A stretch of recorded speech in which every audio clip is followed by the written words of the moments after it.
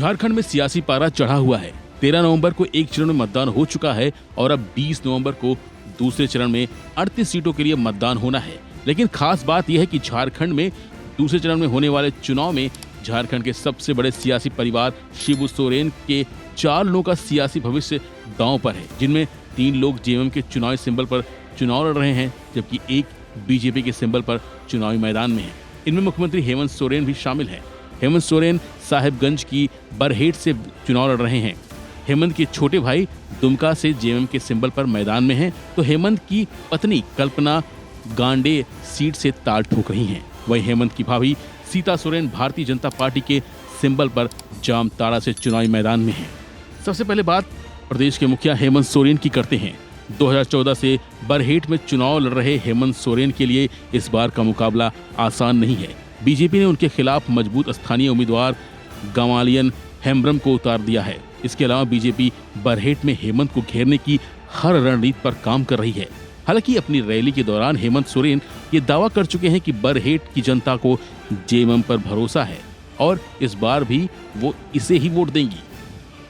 वहीं झारखंड की दुमका से शिबू सोरेन के छोटे बेटे बसंत सोरेन लगातार दूसरी बार चुनाव लड़ रहे हैं। उनका मुकाबला भारतीय जनता पार्टी के उम्मीदवार सुनील सोरेन से है। दुमका एक एसटी रिजर्व सीट है। हालांकि इस सीट को झारखंड मुक्ति मोर्चा की परंपरागत सीट माना जाता है। वर्ष 1980 से लेकर 2000 तक लगातार झारखंड मुक्ति मोर्चा पार्टी के टिकट पर प्रोफेसर स्टीफन मरांडी इस सीट से विधायक रहे हैं। अब बात गांडेय सीट करते हैं। गांडेय सीट भी हाई प्रोफाइल सीट में शुमार है। यहाँ से झारखंड मुक्ति मोर्चा ने हेमंत की पत्नी कल्पना सोरेन को मैदान में उतारा है। कल्पना के खिलाफ भारतीय जनता पार्टी ने मुनिया देवी को मैदान में उतारा है। हेमंत सोरेन के जेल जाने के बाद कल्पना सोरेन ने जिस प्रकार परिवार के साथ पार्टी और राज्य के लोगों के साथ संवाद स्थापित किया और महज कुछ ही महीनों के अंदर उनकी पहचान झारखंड ही नहीं पूरे देश में हो गई। इस सीट पर भी सभी की निगाहें टिकी हुई हैं। वहीं दूसरी तरफ शिबू सोरेन की बड़ी बहू सीता सोरेन बीजेपी के सिंबल पर जामताड़ा से चुनाव लड़ रही हैं। उनके सामने कांग्रेस के इरफान अंसारी मैदान में हैं।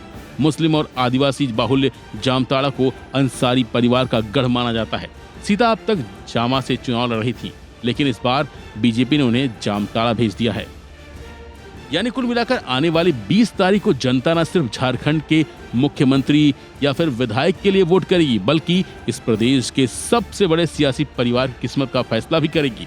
जिसके बाद ये साफ हो जाएगा कि आने वाले 5 साल प्रदेश की कुर्सी पर कौन बैठता है। फिलहाल के बस इतना ही।